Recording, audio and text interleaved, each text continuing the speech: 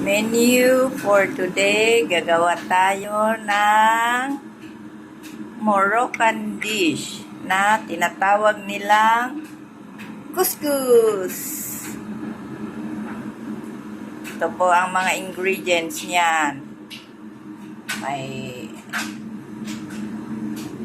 sardine, may lagyan na pinitin pa ng chicken, may olives, cucumber, carrots, what is this, what do we call this, lettuce, capsicums in different colors.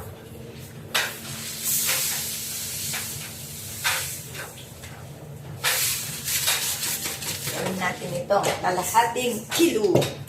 Tapos, puhusan lang yan ng mainit na tubig.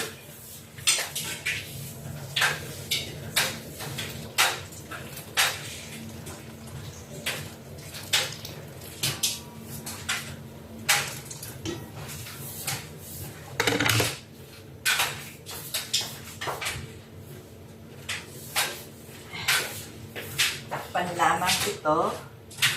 Parang kulang na yung tubig ko.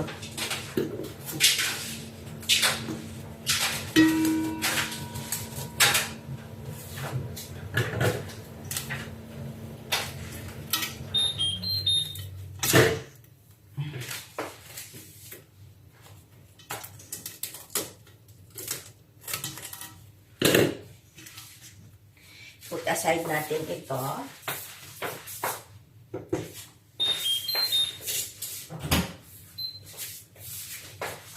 Tapos, maghiwa tayo ng mga ingredients. Ayan, nahiwa ko po na lahat yung mga ingredients niya na cubes. Yung palang hindi ko nabanggit kanina na ingredients is ito yung purple na cabbage at saka kamatis. Ako, ready to rumble. Ready to mix pala.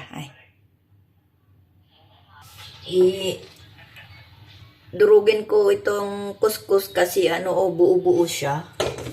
Bago ko ihalo yung mga ingredients niya. Tapos lagyan ko ng olive oil. And that's it.